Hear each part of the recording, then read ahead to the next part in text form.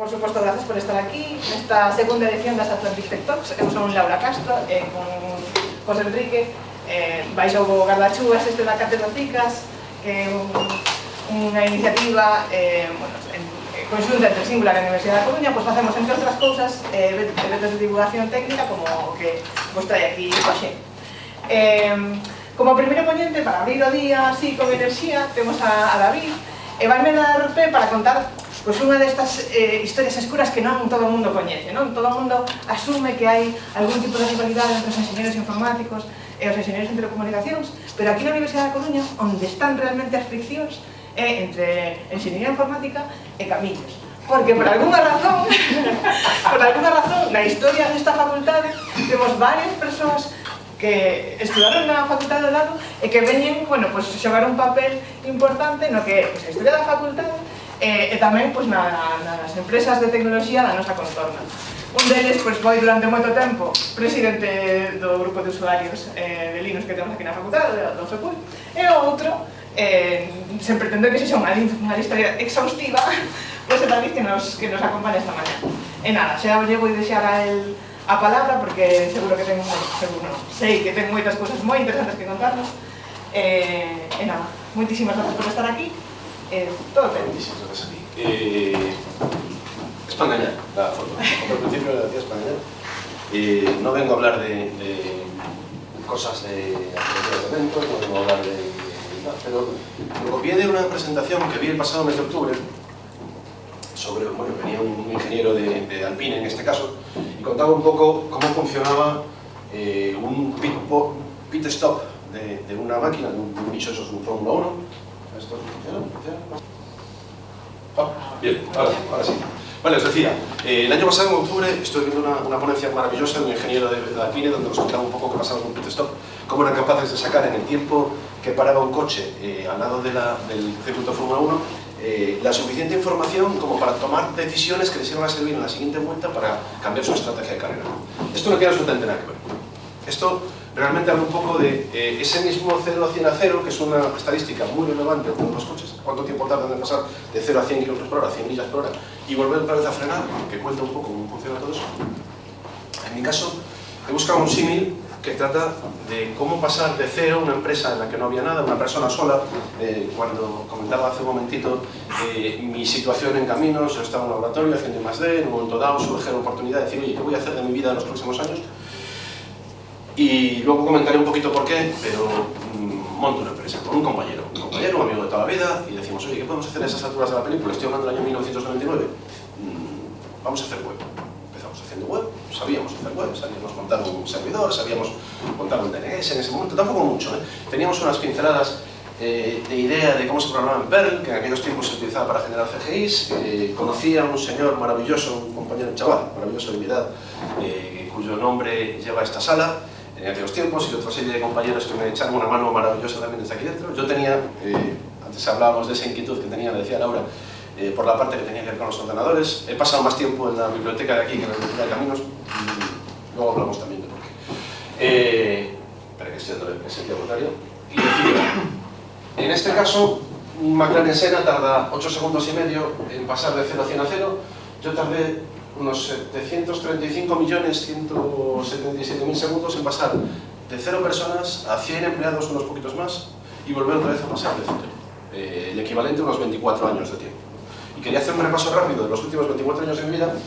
No sé cuánto tiempo tengo, igual con 6 meses de vida, no, pero centramos un poco en el contexto primero, ¿no? Decía antes, Laura me presentaba, dice, ¿quién es este tío?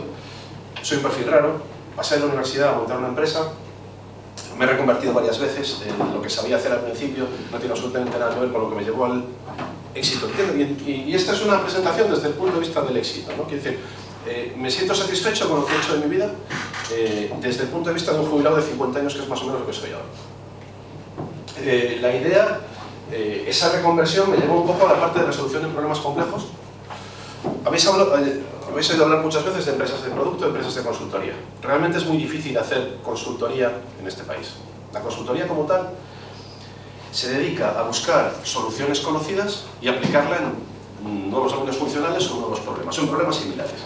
En este país normalmente somos más adanistas que eso y solemos buscar la resolución de problemas complejos. nos olvidamos un poco de todo lo que ha pasado antes porque no tenemos esa capacidad de entender bien cuál ha sido la trayectoria de las cosas hasta ahora y construimos soluciones nuevas muchas veces. Yo lo he hecho durante un montón de años. Dice, he sido, por orden, he sido persona técnica en una empresa, luego director de promoción, luego director general, managing director y CTO.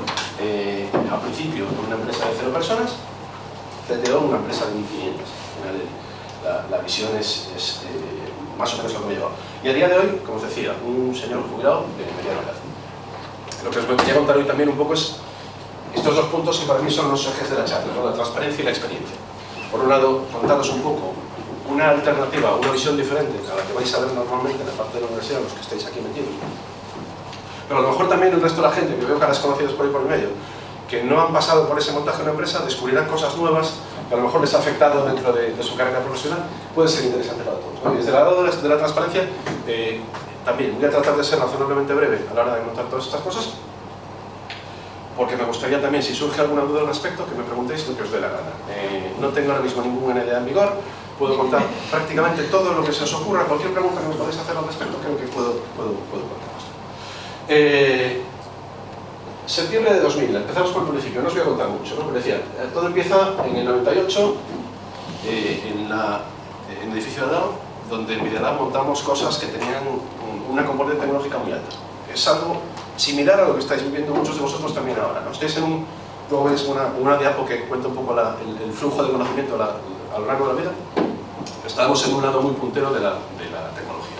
En ese momento montábamos sistemas con Simple Graphics, que básicamente lo mismo que hace Google Earth ahora, pero 24 años antes, ¿no? Y montamos sistemas de realidad aumentada, montamos un montón de cosas muy chulas, que tenían esa parte de abrir conocimiento, pero le faltaba la tangibilidad, le faltaba esa forma de ponerlo en valor, esa I pequeña del I+D+I, donde éramos buenos haciendo, y seguimos siendo buenos haciendo investigación y desarrollo, pero nos cuesta convertir esa investigación y desarrollo en dinero. Siempre el único jefe que he tenido a lo largo de mi vida, Salva Vallejo, presidente de Singular en este caso, decía que la investigación es convertir dinero en conocimiento y la innovación es convertir conocimiento en dinero. Esa parte de innovación nos falta todavía, ¿no? Y ha costado un montón el hacer cosas estas. Como os decía, tomamos la decisión de montar una empresa, muchos todavía estabais naciendo, o habéis nacido, o algunos ni siquiera, en el año 2000, pero hubo un crash de la bolsa, toda la tecnología que parecía que iba a ser el futuro, de un día para otro dejó de ser el futuro, nos pilló justo en ese momento, pero no pasa nada, dices, ya estábamos decididos, vamos todo adelante, montamos una empresa y hacemos web, básicamente. Y de ahí fuimos reinventando ruedas muy rápidamente, ¿no? En 2001 descubrimos que las bases de datos existían, en 2006 tenemos ahí un autor que trabajaba conmigo de aquella. Hicimos un programa para generar mapas de calor sobre visión para una gente en Holanda. En 2007 trabajamos mucho con administraciones públicas. En 2009 nos pega una... ¿Se puede decir hostia? Bueno, nos da un golpe fuerte la crisis y nos hace que toda la parte que teníamos con administraciones públicas se vaya un poquito a la mierda y en ese momento tenemos que buscar formas de salir hacia adelante, ¿no? De seguir trabajando. Una de ellas es, y ahí es una cosa que los que en algún momento vayáis a pasar por esto, es importante. En el 2009 teníamos una empresa pequeñita, en ese momento creo que éramos 6 o 7 personas. No teníamos, bueno, nos caen un par de contratos con Xunta Galicia por motivos variados, nos cae una iniciativa que habíamos montado que no funcionó bien, y nos vemos con una plantilla razonablemente grande, con las cuentas con un agujero significativo, y nos vamos al banco a pedirle dinero. Y le pedimos dinero al banco que nos dio un préstamo personal, porque no sé hasta dónde llegar, ¿no? Es lo que sabéis o no sabéis de empresas, pero en ese momento tenemos una sociedad limitada teóricamente te abstrae un poco de los riesgos que funcionan eso, pero eso no es verdad en España. En España, mientras tienes una empresa suficientemente pequeña para necesitar ayuda de fuera, cualquier banco te va a exigir avales personales. Avales personales implica que tú como persona respondes ante todas las deudas de esa empresa, y en ese momento nosotros no me acuerdo cuánto dinero había sido, pero a lo mejor 150.000 euros equivalentes de aquella que nos hacía falta para ser capaces de sobrevivir y mantenernos abiertos durante ese año. Ese préstamo bancario a mi socio y a mí, mitad y mitad, lo terminamos de pagar en 2016. Pero fue una época en la que las subidas y las bajadas fueron significativas. En 2010 tratamos de empezar a trabajar en redes sociales, hay cosas que salen. Hay un punto, un hito, que es en 2010, si no me confundo, el 4 de marzo de 2010, sale un cacharro nuevo que monta Steve Jobs, que todavía vivía de aquella, un teléfono grande, un iPad, y en este momento yo me lo encuentro, un viaje mío que tenía con la familia, me lo compro y me traigo a España uno de los primeros. Y entramos por la puerta de una empresa, una gran empresa del sector del retail, de venta de ropa en este caso, que no voy a mencionar, o igual sí, por la puerta, y nos pillan trabajando un golpe de suerte.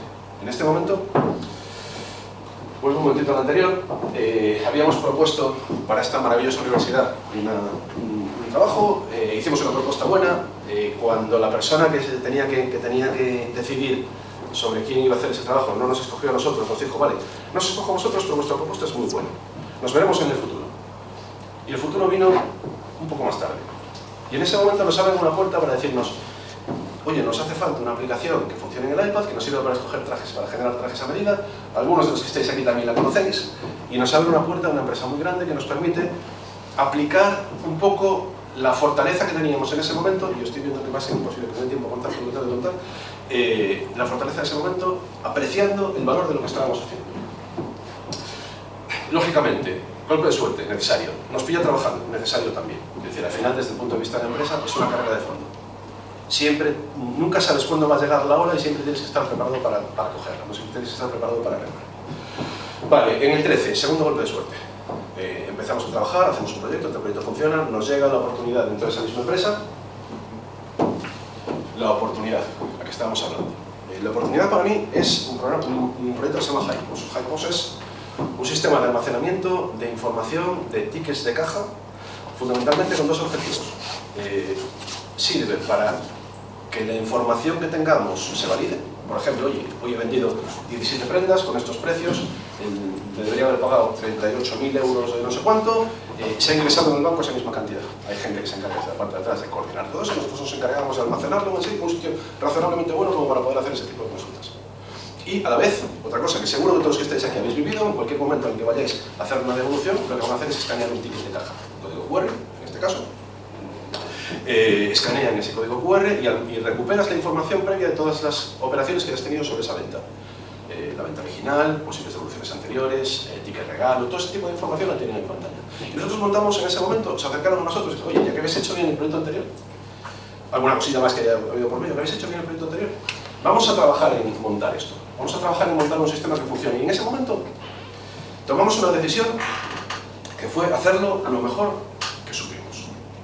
Y ha sido algo que nos ha acompañado hasta ahora. Dice, con todo el cariño del mundo, nos olvidamos por completo de cuánto íbamos a cobrar, nos olvidamos por completo de cuáles iban a ser las restricciones que íbamos a tener para hacer eso, y digo, oye, vamos a plantear la mejor solución que se nos ocurra a todos nosotros.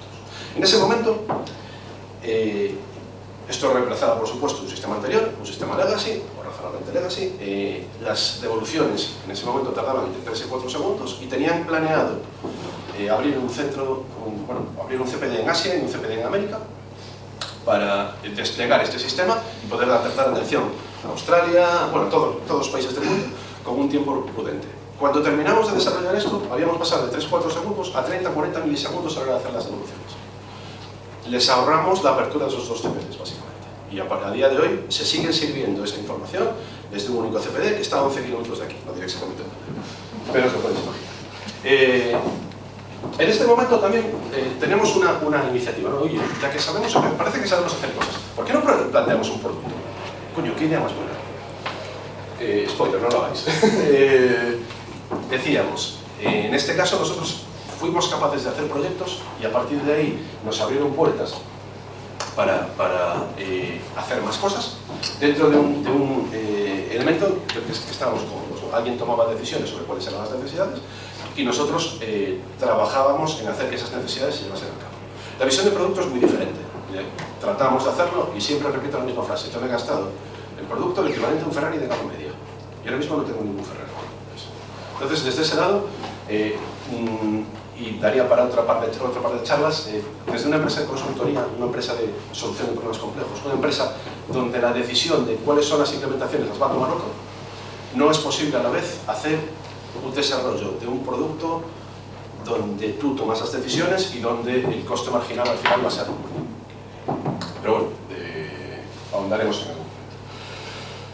En ese momento, estoy hablando de 2014 más o menos. En 2014 empieza nuestra hockey stick, ¿no? Al final dura desde 2014 hasta 2022, un crecimiento sustancial, un 40% anual más o menos de headcount, un poquito más incluso en beneficios y márgenes.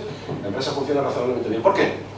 Tratamos de pasar de grupo de chavales a empresa, y aquí hay dos líneas. Hay una parte que fuimos capaces de hacer con gente que había contado con nosotros y que había confiado en nosotros desde el principio, gente que llevaba acompañándonos desde los primeros tiempos. A día de hoy es gente que sigue estando por ahí por dentro. Y por otro lado, añadiendo a gente con capacidad, con experiencia en otros sitios para que nos cuenten, oye, todas estas cosas, estas decisiones, estas reinvenciones de rueda, cuáles tienen sentido y cuáles no. Y desde ese lado crecemos, bueno, en algún otro sitio lo pone, pero crecemos con una estructura de organización, mandos intermedios y coordinación de equipos formales. Decía, mucho que hacer. Dice, el buen pan grande se vende. No. Cuando tú tienes algo que sepas hacer, y aún hablaba hace poquito con una persona en una situación parecida a la de algunos de por aquí, decía, ¿qué puedo hacer para conseguir un buen trabajo? Pues empieza a pensar en que tienes que darle a la gente de alrededor la suficiente información para que entiendan que tú eres mejor persona que cualquier otra dentro de este trabajo. A nivel de empresa pasa exactamente lo mismo. ¿Por qué va a escoger a alguien una empresa como la mía? Porque hagamos el trabajo bien. Que en ese momento hacíamos un trabajo bien y nuestro flujo de éxitos era muy bien. ¿Por qué? No va a venir, nadie va a venir a buscarte. Tienes que ser tú quien plantee una estrategia coordinada para ser capaz de crecer, y en este caso crecer a partir del año 2016, 2017, 2018, que implicaba crecer en personas, contratar bien a gente muy buena. Tuvimos la grandísima suerte de coincidir con esta facultad increíble de la que tenemos un montón de compañeros, pero nos hacía falta ahondar en esa imagen, en esa percepción que iba a tener la gente de lo que estábamos haciendo nosotros. Y ahí hay dos hitos también que para mí son relevantes, ¿no? Yo conozco a un caballero de perfil extraño que se llama David Bonilla, en el año 2016, creo recordar, que me abrió un poco los ojos porque llego a un sitio donde hay más gente haciendo cosas parecidas a las nuestras, con menos miedo que nosotros, ¿no? Con menos, a lo mejor con menos, a veces me olvido palabras, complejos, o menos complejos de los que teníamos nosotros, porque veníamos al final de la calle, éramos gente que habíamos inventado más o menos todo lo que sabíamos hacer, pero lo que hacíamos bien, y llega un momento en el que te comparas con el resto de la gente y dices, oye, no son mucho mejores que yo, ¿no? A lo mejor no son peores, pero no son mucho mejores que yo. Y tomamos la decisión de seguir creciendo y además de enseñar lo que estamos haciendo desde aquí hacia afuera.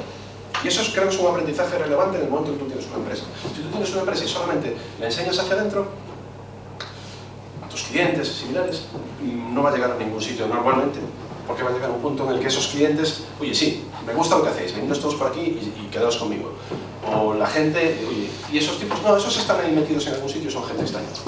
Es muy, muy importante, y es una cosa que aquí sé que cuesta en determinadas líneas, dice, tenemos que darnos a valer hacia afuera. Miro a Carla, por ejemplo, participar en conferencias, participar en eventos, participar en sitios donde haya más gente, donde haya organización cruzada, donde entendamos que hay más cosas. Desde el punto de vista de la empresa, para mí, fueron las partes más importantes que hubo. Y luego, una parte que tiene que ver con el marketing también, ¿no? De toda o sea, aparte de participar, tenemos que tener una estrategia organizada que nos sirva para ir creciendo. En este caso, Operación Morriña para nosotros fue un planteamiento que nos hizo, precisamente se le ocurrió a David Bonilla, y digo, oye, ¿por qué no tratamos de buscar talento, en un momento en el que el talento aquí es escaso, gallego, que se ha ido fuera, y es previo a la pandemia, dice, para que vuelva?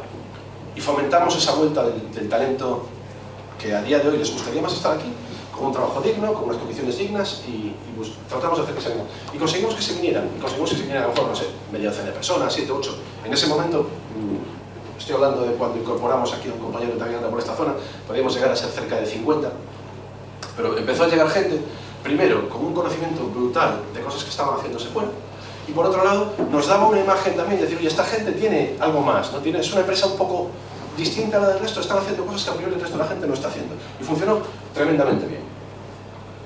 Decía, esto, a la vez, Y las empresas al final muchas veces tienen más que ver con unos juegos malabares con sierras mecánicas ardiendo, donde tienes que mantener 7 u 8 en el aire a la vez y tienes que lanzarlo. Dices, esto a la vez, dice, me estaba pasando. En el momento en que resolvemos el problema de conseguir más talento, de momento los clientes estaban funcionando, estaban contando con nosotros, estábamos creciendo, todo eso tiene que ver con, oye, en ese momento además hay que montar una estructura. Ya no eres capaz de tener en la cabeza cómo funciona cada una de las personas, ya no eres capaz de responder específicamente a, oye, y este problema que tenemos aquí, ¿cómo lo...? No, yo me encargo. Vamos a hacerlo, pero tienes que tener ya una estructura que te permita coordinar esa información, que te permita escalar ese tema, y ahí aparecen eso, liderazgos expresos por equipo. Teníamos ya equipos que estaban trabajando en determinadas cosas. Aparece esa parte que cruje muchísimo, y si en algún momento dado alguno de vosotros os toca una empresa, lo vais a pasar mal, porque hay un momento en el que tenéis que decir, oye, tú sí, que quiere decir que tú no. Y esa pieza es muy relevante en el crecimiento de las empresas. Es un tema que es necesario, luego hablaremos un poquito más al respecto, pero es duro porque, ¿y por qué esta persona tiene que ser el jefe en este equipo? ¿Por qué tiene que ser el que se encargue de mandar aquí dentro? ¿Y por qué no puede ser el otro? ¿O por qué no podemos ponernos todos de acuerdo dentro de ese lado? No funciona. No funciona, lo intentamos incluso la parte orgánica de, oye, que venga alguien y se encargue de el que surja como líder ahí dentro. Va a haber veces en los que sea obvio y funcione, todo eso sea razonable, pero va a haber momentos en los que no. Y en ese momento tienes que decirle, no, ordenémoslo. Tú tienes que encargarte de coordinar esta parte, tienes que dejar algunas partes que a lo mejor te gustan más, y tienes que dar ese paso adelante y asumir esa responsabilidad sobre el equipo en el que estás trabajando. Montamos un equipo, un consejo de principals que sale razonablemente mal, gente que tenía más experiencia dentro de la organización. Teníamos demasiados sesgos internos, llevábamos a esa gente trabajando demasiado tiempo dentro como para ser capaces de aportarnos un poco más esa visión. Funciona dentro de ciertos límites y es bueno, pero al final fue más esa parte de consejo, una línea en la que la dirección le contaba cosas al consejo, funcionó más como unos representantes de trabajadores que como algo que sirviese para alimentar el conocimiento de la empresa en ese sentido, ¿no? Para mejorar en ese sentido. Luego vinieron los representantes de trabajadores de verdad, de lo cual estoy enormemente contento de que haya salido una representación sindical, y en cualquier momento en el que vosotros tengáis una empresa suficientemente grande a partir de 50 trabajadores, si hay una representación sindical, por mucho que cuenten por ahí, es muy positivo, porque tienes un interlocutor único desde la empresa para resolver cualquier tipo de cosas, y a día de hoy sigue existiendo esa representación. Soy el único empresario sindicalista que lo habéis encontrado en un partido. Y en ese momento, también, en el momento en que todo empieza a funcionar, todo empieza a coger ritmo, todo empieza a dar y tal, aparece una pandemia, que ahí sí que no os tengo que contar nada a nadie. En un momento dado no se sabe qué va a pasar. Y ahí tomamos una decisión, Dani y yo, mi socio y yo, arriesgada, pero que dio un muy buen resultado. Que fue, oye, vamos a anteponer a la gente que tenemos aquí dentro a cualquier otra cosa que pueda pasar fuera. No sabemos qué va a pasar. De hecho, el primer día de cierre de pandemia nos llaman nuestros clientes y nos dicen, bueno, de un día para otro una bajada de un 20% de facturación. Dicen, oye, tenemos que cortar determinadas cosas, tenemos que hacer las cosas. No pasa nada.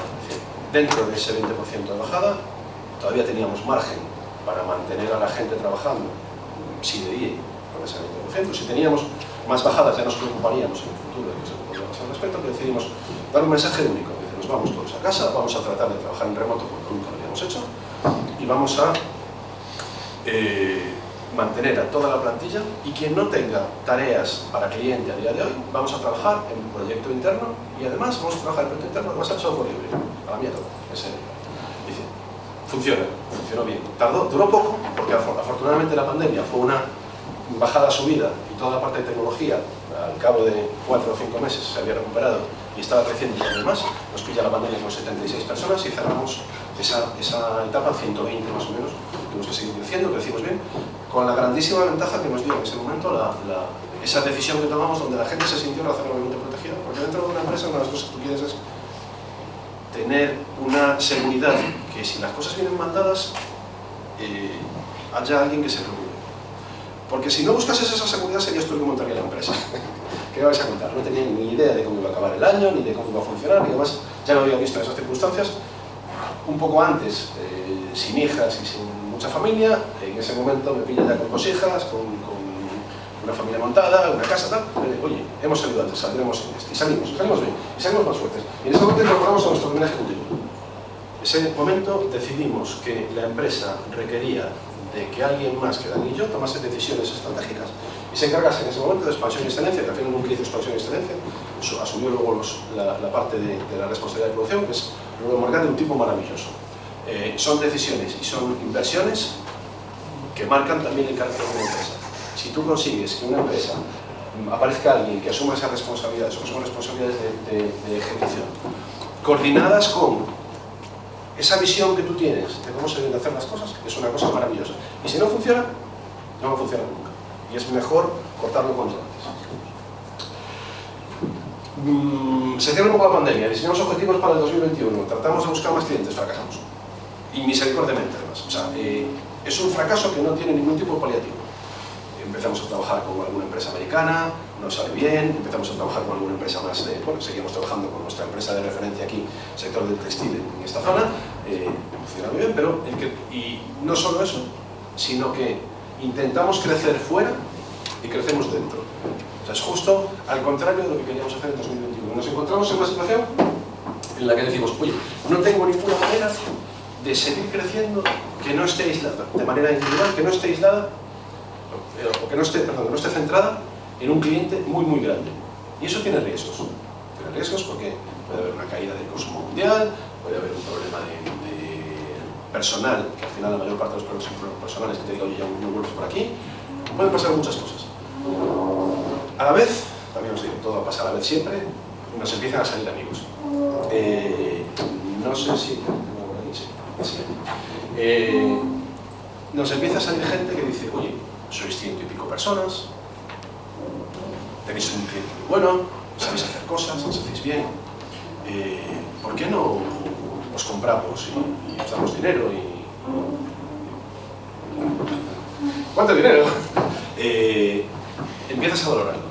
En principio, lo primero que se nos acerca es una empresa de capital indio y nos hace una oferta muy significativa. 8 cifras, dices tú, cojones. 8 cifras bajas, pero 8 cifras, dices tú, cojones. Empiezas a ver capital indio, empiezas a ver cómo funcionan, cuáles son los sectores en los que están. Hay mucha gente que me conoce desde hace 25 años y se está enterando ahora de esto, pero es una empresa de capital indio que nos hace una oferta muy buena. Vemos a la gente, nos sentamos con ellos, nos reunimos. No hay química. No hay química. Vemos que están tratando de entrar en una empresa que en ese momento era cliente nuestra. No hay un plan de seguimiento de la gente que está trabajando y la gente que está dentro no está contenta. Hacemos nuestras observaciones, la gente, cerramos esa línea, no funciona. Pero deja abierta una espita de, oye, esto te hace pensar, ¿no? Y te hace pensar en esta última frase que para mí es muy importante. Dice, siempre te preguntan, ¿qué prefieres ser? ¿Cola de ratón o cola de león o cabeza de ratón?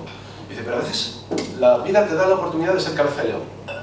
Y decir, ¿quieres ser la persona de referencia en una empresa muy grande, que crezca, que se compre otras empresas, que salgas en las noticias, que seas un tío de referencia dentro del sector y que todo el mundo te conozca? Y tengo algunos amigos que han pasado por ahí y quieren hacer eso. Yo no. Yo reflexioné hacia adentro y dije, oye, ¿me interesa tener una empresa de 1000 personas o de 2000 personas o de 100.000 personas? No. ¿Por qué? Pues porque, luego comentaremos un poco más filosófico dentro de tanto. En la vida hay 5 cosas. Pareja, familia, amigos, aficiones y trabajo. Y tienes 3 puntos. Puedes ponerlos donde tú quieras. Y ser cabeza de león te exige por lo menos poner 2 puntos en el trabajo, con lo cual te queda 1 punto solamente para pareja, familia, aficiones y amigos. Y no vas a atender bien ni uno, ni otro, ni otro, ni otro. Y eso es muy jodido. ¿Puedes hacerlo? Pues depende de tu vida, depende de tu estilo de vida y de lo que quieres hacer. ¿Yo quería hacerlo? No. Yo he disfrutado muchísimo de mi trabajo. Me encanta trabajar y he sido tremendamente feliz en mi empresa. Pero llevo con orgullo el no haber faltado ni a una presentación de mis hijas, ni haber dejado de hacerles la cena un solo día, ni haber estado con mi mujer en los momentos en los que hacía falta y de haber cerrado el 97% de las veces el viernes por la tarde hasta el lunes y hacer mis cosas y digo, coño, si no soy una persona que quiera dedicar el 100% de su tiempo a este tipo de cosas, mi recorrido se acaba aquí. Entendedme, somos 100 y pico. Exige un trabajo de improvo. Los que habéis estado conmigo lo sabéis. Exige estar muy encima de muchas cosas. Conocer al cliente, conocer a las personas que están en los equipos, selección, mejorar el proceso, un montón de cosas. Si das un salto más, tienes que planteártelo. Y en ese momento dije, oye, podemos seguir así, podemos seguir siendo una empresa mediana, pero es muy difícil porque en ese momento estás cortando las aspiraciones de crecimiento de toda la gente que es realmente buena y que tiene ganas de hacer más cosas. Y ahí nos aparece una operación, nos aparece una propuesta. Mencionábamos antes a David Bonilla, que acaba de vender su empresa, nos dice, oye, a mí me han comprado, estoy muy contento aquí dentro, las cosas funcionan. Nosotros un par de años antes, en 2018, habíamos planteado que la empresa estuviese bien organizadita toda para poder venderla en algún momento, para poder admitir nuevos socios. Hasta ese momento, la empresa era 50% de Dani y 50% mía. En ese momento interponemos una sociedad que se encarga de gestionar todas las acciones de la empresa. Y eso es bueno, a priori, si vas a vender o si vas a dejar una entrada de capital a futuro. Eso es positivo, totalmente positivo. Si un día alguien quiere saber por qué, davidpardo@gmail.com, me localizáis en cualquier momento del día o de la noche y os invito a café. Pero es bueno. Y en ese momento empiezas a ver, oye, más allá de eso, ¿cómo se valoran las empresas? ¿Cómo funciona este tipo de operaciones? ¿Cómo es una negociación de una venta de una empresa? Bueno, pues ahí aprendimos un poco de cosas, ¿no? Empezamos por el punto 3, dice, la aproximación que os decía antes. A mi amigo le gusta a tu amiga. David va a decirles a la gente de Singular en este caso, oye, ¿por qué no? Tenemos una empresa aquí en Galicia que mola bastante, ¿por qué no les decís algo? Y nos viene a nosotros a decir, oye, esta gente de Singular igual está interesada en empresas aquí en Galicia que funcionen así. Venga, el caldo de cultivo existe, ¿no? Empiezas a pensar, ¿y cómo se valora una empresa? Pues normalmente aparece un concepto que es múltiplos de EBITDA. De la gente joven de por aquí, ¿alguien sabe lo que es el EBITDA? Gente joven, Félix. Vale, hay un par de vosotros que sí, pues para el resto. Básicamente para el resto es los beneficios de la empresa teniendo en cuenta determinadas cosas. O sea, lo que vendes menos lo que te cuesta. El dinero que vendes, que ingresas, menos lo que te cuesta. Y normalmente las empresas se valoran por múltiplos de EBITDA, dependiendo del sector o lo que sea. Una empresa de consultoría puede ofrecer entre 5 y 7 veces un EBITDA, para empresas pequeñas, para empresas más grandes suele ser más. Pero en este caso nosotros estamos trabajando con un EBITDA hoy vamos a cerrar el año siguiente, ese año lo cerramos con un EBITDA de unos 800.000 euros, el año siguiente hemos cerrado prácticamente con el doble.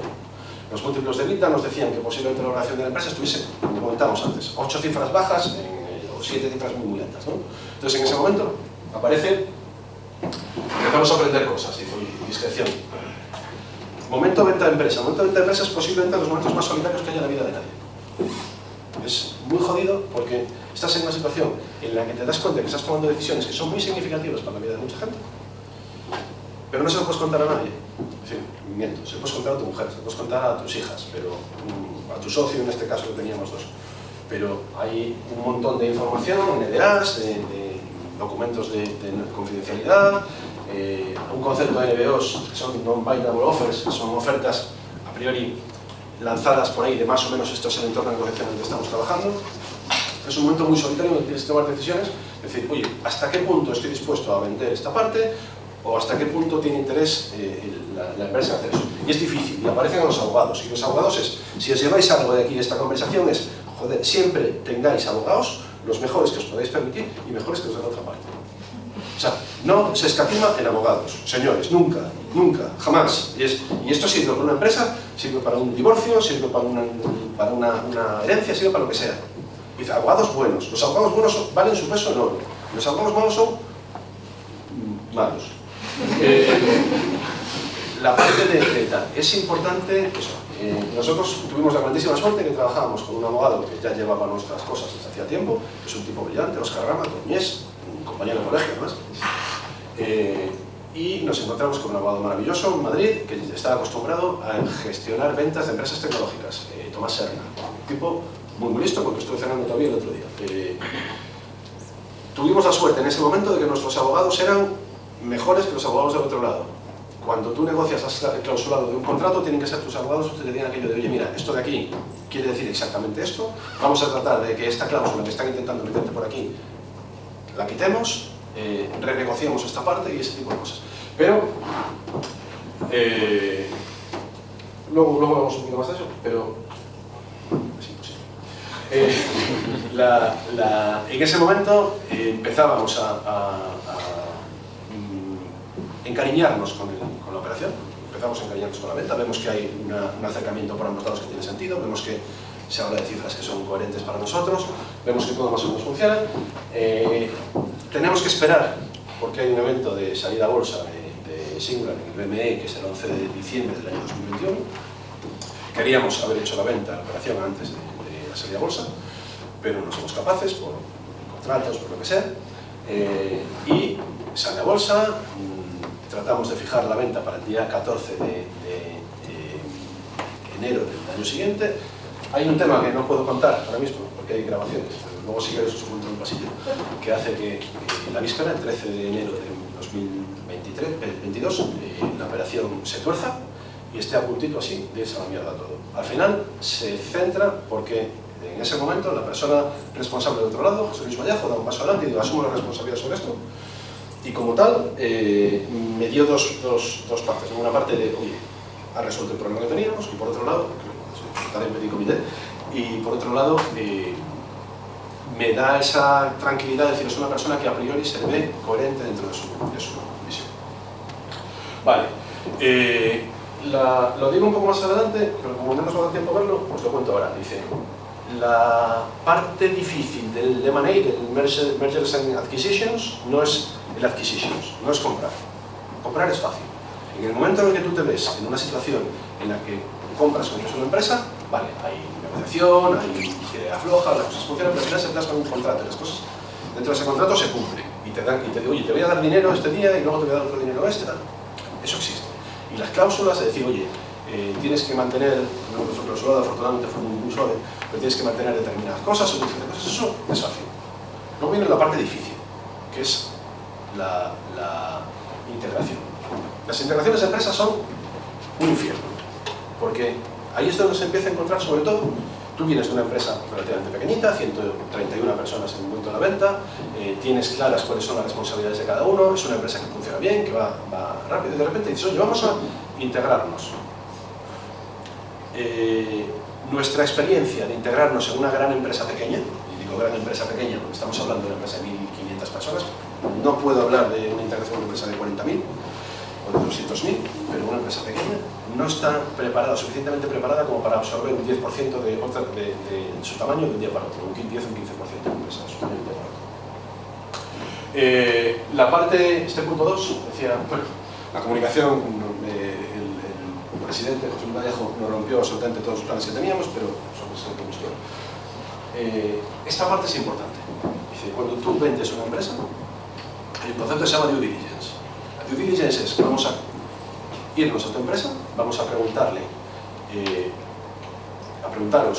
las cuentas, quién se encarga de cada cosa, y estáis trabajando, pero eso pasa de la empresa compradora a la empresa comprada. Y tú desde la empresa comprada, claro, cuando alguien compra una empresa, compra una empresa. Cuando alguien vende una empresa, vende su empresa. No sé si notáis la diferencia sustancial de concepto, ¿no? Yo vendo algo a lo que he dedicado los últimos 20 años de mi vida. Tú compras algo, que igual compras una empresa cada 6 meses. Desde ese lado, tú no tienes experiencia previa como vendedor. Como vendedor no sabes absolutamente, oye, hasta dónde puedes llegar, cuáles son las negociaciones que puedes tirar. Los abogados te ayudan, pero aún así, cada caso tiene sus peculiaridades. Entonces, desde ese lado, es súper complicado el entender cómo va a ser el futuro de una empresa, ¿no? Y voy a pasarlo súper rápido. Decía, en mi lado, empecé a conocer la empresa que me había comprado en el momento en que me habían comprado. Y a partir de ahí pasan 6 meses, esos primeros 6 meses, nosotros no hablamos un momento. La frase de Tyson esta, de todo el mundo tiene un plan hasta que llega la primera hostia, pues en este caso yo tenía mi plan de integración. Lo que sí tenía claro eran 3 visiones, ¿no? Yo tenía 3 prioridades. La primera prioridad, que es el motivo por el que se vende la empresa, es no soy capaz de darles más recorrido a la gente que tengo aquí dentro, por lo tanto voy a intentar darles más recorrido integrándonos en un sistema más grande o en un sistema más grande. La segunda prioridad era, y esta gente me ha dado un montón de dinero, voy a tratar de aportar todo el valor que pueda durante el tiempo que voy a estar aquí dentro. No sabía cuánto iba a ser, al final fueron 2 años. Y la tercera pata, la tercera prioridad es mi futuro personal, David Pardo, qué va a hacer en el futuro, los próximos 30 años de su vida. Vamos a ver si aquí dentro hay un hueco para mí para seguir haciendo cosas. De las 3 prioridades, fracaso con matices, éxito con matices y fracaso sin matices. La primera, fracaso con matices. No hemos sido capaces de conseguir el recorrido suficiente para la gente dentro de Singular. Nos hubiese gustado, o sea, nuestra visión inicial era un ecosistema en el que toda la gente pudiese tener un poco más de recorrido hacia afuera con más clientes. Es muy difícil dentro de la consultoría porque muchas veces los clientes son prioridad. Y es muy difícil el conseguir un sitio en el que tú puedas darle ese recorrido a la gente dentro de esa.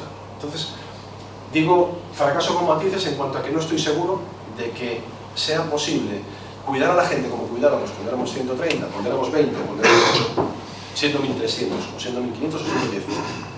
Creo que es diferente la aproximación y tiene sus riesgos en ese. La segunda, el éxito con matices, creo que hemos mantenido el valor en el tiempo que estaba ahí dentro.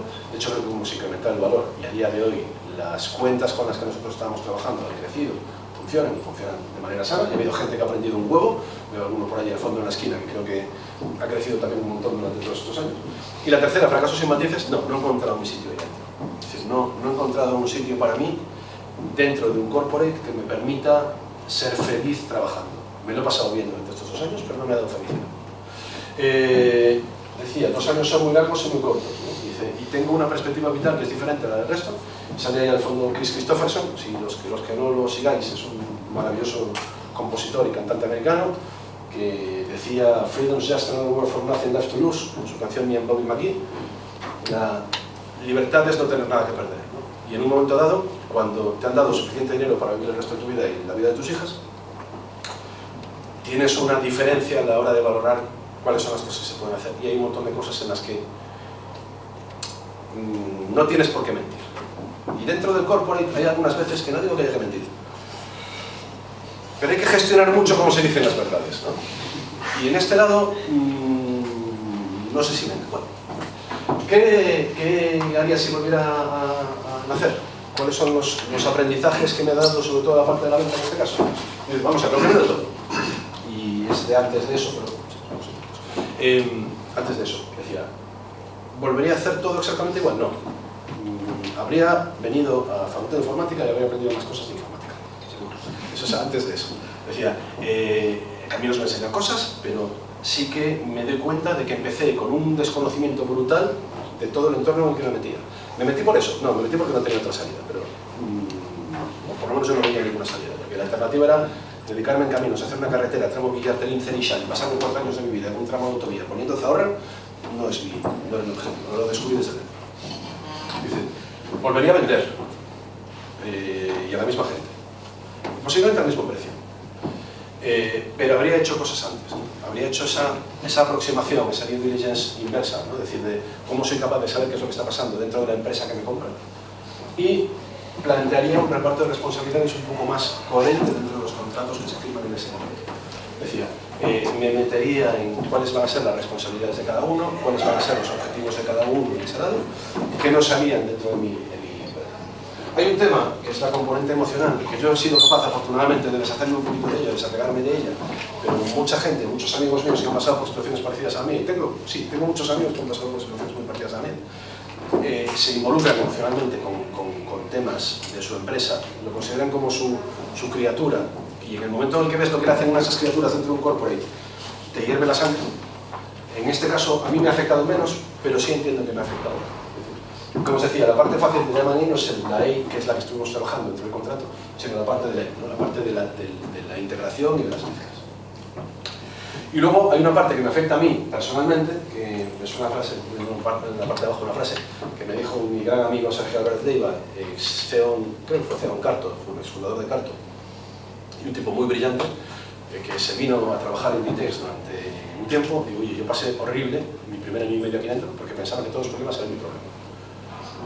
Y venimos de una cultura de héroes, venimos a una cultura de héroes en una empresa pequeña, necesitas una cultura de héroes. Necesitas que tengas gente que sea capaz de asumir cualquier responsabilidad. Necesitas un tío como Félix, lo tenemos ahí, que es capaz de, oye, ¿qué hay que hacer? Y se hace. En una empresa, en un corporate, tienes otras necesidades. Necesitas procesos, necesitas tener clara cuál es la cadena de mando, necesitas saber no tener puntos únicos de fallo dentro de la organización. Entonces, de ese lado, como decía Sergio, dice, cuando tú vienes de una cultura de héroes y eres un héroe a priori, o estás acostumbrado a trabajar como héroe, no digo héroe desde el punto de vista positivo, estás a asumir cualquier responsabilidad y a que todos los problemas sean tu problema y te preocupes por ellos, dentro de un corporate lo vas a pasar muy mal. Y eso no va solamente por la parte que nos toca de montar una empresa, nos va a tocar en cualquier momento en que tengáis un puesto de decisión dentro de un entorno determinado, vais a encontraros con que si os preocupáis por lo que hace todo el resto de la organización, no vais a dormir por las noches. ¿Eso es bueno o malo? Yo soy así. No, a estas alturas ya no me tengo que cambiar. Vale. Nada. Vale, esta me interesa, ¿no? Decía, desde el lado de la siguiente versión de esta charla, pero durará 6 horas. Perdón. Cuando montas una empresa, tomas una serie de decisiones. Muchas veces no son decisiones conscientes. Son decisiones de cómo eres tú y cómo se forma una cultura de una empresa en torno a ti, porque eres la persona que tiene que obligarse a mantener eso. Y tenemos fundamentalmente dos tipos de aproximaciones. Tenemos una aproximación colaborativa y tenemos una aproximación competitiva. Y las dos son buenas en determinadas circunstancias. Dice, sois jóvenes muchos, y algunos no, los que no sois jóvenes sabéis quién es Michael Jordan, los que sois más jóvenes y sois aficionados al baloncesto también, y habrá alguno que digo, era un señor que jugaba al baloncesto muy bien. Jugaba también que la gente que tenía alrededor presionaba tanto para que jugasen, diesen lo mejor que tenían, que acababa quemando al resto del equipo, o consiguiendo que los que había al lado, los que quedaban, fuesen como los que se habían desgulado. Eran los más fuertes, eran los que no han sobrevivido. Entonces, desde ese lado, si a ti te interesa tener una empresa que sea puntero a nivel mundial y ser un tipo que sea diferente a todo lo demás que se haya hecho, ese coste es alto. Tienes que ser un tipo con tracción, tienes que ser una mujer con tracción, tienes que conseguir que la gente de alrededor se sientan presionados para dar lo mejor que tienen. O tienes la opción de decir, oye, hay otra visión, podemos colaborar todos. Podemos tratar de buscar un equipo coordinado y compensado donde la gente, cada uno haga lo mejor que pueda, y al final el resultado es razonablemente parecido. Unos en punta, van más rápido posiblemente, otros más plano, pero tenemos esas dos opciones. Y no se pueden mezclar ambas, porque en el momento que tú tienes una empresa colaborativa, si metes a una persona competitiva en el medio, estás jodido. ¿Sí? Es teoría de juego. En el momento en que tú tienes a un montón de gente que está tratando de colaborar, como venga alguien que no le interese colaborar, y decida, oye, pues yo voy todo lo rápido que puedo por el bien, caiga quien caiga. Toda esa parte ha muerto. Puedes aislar determinados eventos competitivos en una empresa si tienes la suficiente autoridad para hacerlo. Es jodido, no es fácil, pero funciona. La parte de cuando tienes o trabajas dentro de la formalización de la estrategia de la empresa, cuando trabajas vale. No, la parte que me interesa a lo mejor está liado, ¿no? Porque estoy ya cortando todo lo que pueda para poder dejar un ratito aquí de 2 minutos de preguntas. Dice, cosas que te das cuenta en una empresa donde tienes que formalizar una estrategia. Dice, ¿cómo eres capaz de marcar elementos que sean medibles? Desde una ojalá de la cámara, dice, si no se puede medir, no se puede mejorar o no es importante. Dice, ¿cómo eres capaz de buscar esas elementos medibles dentro de una organización que estén alineados con tus objetivos y con tu visión? Nosotros en su momento tuvimos una misión que era, vamos a hacer software de calidad desde Coruña, en su momento, hacia el resto del mundo sin llevar una vida de mierda. Eso implicaba que lo que hacíamos era software, no hacíamos cosas que no fueran software, era software de calidad, no hacíamos software rápido, no hacíamos software barato, desde aquí, con una influencia local, pues trabajando con la universidad de aquí, trabajando con artistas jóvenes coruñeses, con una visión global y centrado en las personas. Desde ese lado te planteas, oye, ¿cuáles de esos puntos son medibles y cuáles están alineados con eso? Porque luego te vas a encontrar con que dentro de esa visión competitiva que suele tener la gente que va a vender cosas, va a decirte, ¿cómo somos? Digo, voy a intentar meter todo lo que pueda, pero no me importa lo que hagáis por detrás. Regular. ¿Entra eso en conflicto con tu visión? Sí. ¿Vas a fomentar que la gente haga eso y venda más, da para otra charla. Esto es clave, vale, es imposible. Vale, súper rápido entonces en la recapitulación. Dice, mis grandes éxitos personales. Mantener la coherencia. Estoy aquí con gente que me conoce desde hace muchos años y creo que es difícil que alguien pueda decirme que no he sido coherente dentro de mi carrera profesional. He rechazado, me he podido permitir no trabajar con nadie con quien no quisiese trabajar, sean clientes, sean compañeros, sean jefe que tenía alguno. Nunca he tenido esa necesidad de trabajar con gente con la que quisiera trabajar. Y para mí es posiblemente el mayor éxito en mi carrera profesional. Y la parte de dinero, ¿no? Que es un poco ese elemento unidimensional en el que mides muchas veces el éxito o el fracaso. En este caso yo tengo ahora mismo una reserva para mí y para mis hijas, con un nivel de vida razonablemente alto para siempre, ¿no? Es decir, entonces, desde ese lado es exitoso. Desde el lado de los fracasos y de aprendizajes que se pueden tomar al respecto, dice, me he pasado más de 10 años sin saber qué quería hacer. Es decir, los primeros 10 años de empresa me lo pasé bien, descubrimos un montón de cosas, inventamos un montón de historias. Pero si vas a montar una empresa, no la hagas solamente para pasártelo bien. Piensa que desde el momento en que tú contratas a tu primer trabajador, y tengo por ahí al segundo, tienes una responsabilidad sobre la gente. Y esa gente va a querer crecer, y va a querer ampliar sus conocimientos, y va a querer meterse en cada vez más líos, y va a querer tener retos, y dinero, y buen ambiente. Entonces tienes obligación para esa gente. Como os decía, gastarme el equivalente a un Ferrari de gama media en desarrollo de productos, de los que no están convencidos al 100%. Muchos cientos de miles de euros han caído en un pozo sin fondo de cosas. Y la última, que para mí ha sido el fracaso posiblemente que más esté pagando ahora mismo, es de esos 5 puntos que decíamos antes: cuidado pareja, cuidado familia, cuidado trabajo. Aficiones y amigos han quedado un poco en el camino. Y al final tienes que sacrificar determinadas cosas por eso. Y en este caso me veo ahora con 50 años, me falta entretenimiento fuera del trabajo. Sigo pasándolo bien, pero sí he centrado mucha parte de mi vida en esta parte. Vale, os decía, solamente, como decía, si alguno de vosotros pasa por una opción vital del emprendimiento, lo más importante es la obsesión. Es decir, no tener otra cosa en la cabeza. Es decir, si tenéis dudas sobre si es emprendimiento sí, emprendimiento no, es emprendimiento no.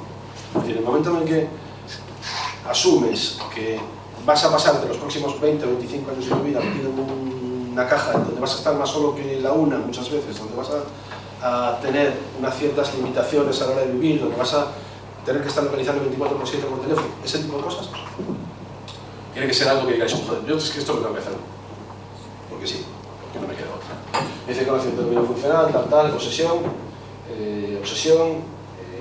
preparación para tal familia. Si tenéis familia y la familia no apoya, es muy jodido. Si no tenéis familia, es muy jodido. Si estáis solos en el mundo y no tenéis a nadie, tened muchísimo cuidado con la salud mental. Y si estáis bien rodeados de gente y es gente que se desvive por ayudaros, tened mucho cuidado también con la salud mental, que es una aventura. Este era un tal interesantísimo, no os lo voy a enseñar. Para mí, nada, tampoco. Eso es mi futuro, vale, aprendizajes y recomendaciones, nada, todo. Este de aquí, sobre esta, el mundo de los pesados. Quedaos con esta también, si en algún momento os hace falta. Si pensáis que estáis siendo demasiado pesados, es que no estoy siendo demasiado pesado. Dice, sed más pesados, siempre. Si queréis cualquier cosa en el mundo, a lo mejor las primeras 30 o 40 veces os dicen que no. Siempre, consentimiento. Pero igual no es otra cosa, no es del elemento empresarial. Dice, son pesados, muy pesados. Si estáis convencidos, solo hay dos cosas que dan felicidad: construir cosas y estar con gente. La ventaja de una empresa precisamente es que construyes cosas y estás con gente. La desventaja de una empresa en un mundo determinado es que a veces la vendes y dices, oye, ¿y ahora qué construyo? ¿Con qué gente estoy? Y mi bibliografía de cosas que, como veis, es todo filosofía y chorradas y cosas que tienen sentido si lo miras desde el punto de vista de esa soledad que tienes en el momento en que intentas montar. Muchísimas gracias, ha sido una maravilla el sacarme 17 diapositivas con vosotros y os prometo que la próxima vez prepararé algo más contenido. Muchas gracias.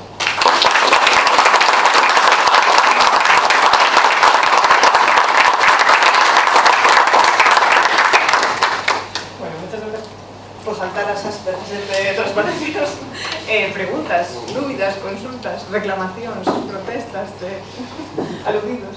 Y antes de nada, si alguien no se encuentra suficientemente cómodo aquí, a la hora de hacer las preguntas, o la timidez, lo que quiera, hay una frase que le he dicho a toda la gente de esta facultad que ha pasado por mi mesa, porque todos los años teníamos convenio prácticas y venía un montón de gente, y algunos habéis pasado por allí y lo sabéis. Mis puertas están abiertas, se me localiza rápido en davidpardo@gmail.com. Cualquier duda que tengáis que pueda resolveros alguien con cierto conocimiento del sector, y lo he dicho siempre y lo habéis usado poco, con lo cual, que sepáis que es de verdad. Si alguien me manda un mensajito, lo que queráis, mis puertas siempre están abiertas para la gente de Facultad de Informática de Coruña, porque os den un mundo. Aún así, ¿alguna duda? ¿Os ha quedado todo claro? Yo, una pregunta. Sí. Yo no soy, bueno, me estoy introduciendo un poco en lo que es la tecnología y todo, porque como comentaba, quiero estudiar medicina. Y ahora la medicina y la informática, la tecnología está cada día más de acuerdo. Mi mundo es totalmente diferente. Vengo de la acuariofilia, ¿sabes? Tengo una tienda que lleva 11 años, abrimos en el 2013 cuando en un sitio donde nos decían que nos íbamos a comer los mocos directamente porque no era una zona comercial. Y empezamos en un mundo de la afición cuando todo era, no había redes sociales, no había comunicación, donde todo era comprado por internet, lo que te llegaba pues te llegaba, todo era manipulado. Y nos metimos y le metimos eso, ganas, mi pareja y yo, y le pusimos corazón a una afición que antes era un pez, se te morían los pedazos de pato y se acabó. Y lo que he visto que la tecnología se ha parado muchísimo en lo que es a nivel de afición, en cuestión de pues, la cuarentilla, pues, en cuestión de manualidades y todas estas historias. Y yo me meto un poco en lo que decías, tienes que buscar un hobby cuando quieres dedicarte a algo. Yo me quiero dedicar a la medicina y al estudio de las enfermedades, no al curarlas, sino a buscar el por qué se despiertan, lo que es el cerebro, Y a veces pienso, por ejemplo, en mi mundo, es que yo pienso totalmente diferente a todos los que son mis familiares, porque yo iba para la psicología y cambié a medicina. Entonces mi familia es en plan, estás en coach, has gastado un dineral, te has metido en esto, tal cual, y me veo en la retranca ahora que mi marido me dice, tienes 40 años, tienes la opción de que puedes escoger y hacer lo que quieras, porque no lo haces porque quieras ganar dinero, sino por vocación. Cuando alguien te dice eso y tú dices que no, que también es vocación, ¿cómo puedes responder a eso cuando tú eres solo y todos los que están a tu alrededor te dicen? Desde mi lado, he tenido la grandísima suerte de que mi entorno siempre me ha apoyado muchísimo, con lo cual no sé si tengo la experiencia suficiente para poder responder a eso. Desde la parte que me ha tocado, yo siempre lo digo, no he podido decidir otra cosa nunca. Mi primera decisión consciente que dije, yo me he ido liando. Monté una empresa porque era la salida que había en ese momento, crecimos porque necesitaba mi entorno que todo se creciese. La primera decisión que tomé consciente fue la venta. Entonces, desde ahí, ¿soy la mejor persona para responder eso? Pues igual. Entonces, me acojo al común del público y si alguien más quiere comentar. Vale. ¿Alguno más por ahí? Muchísimas gracias.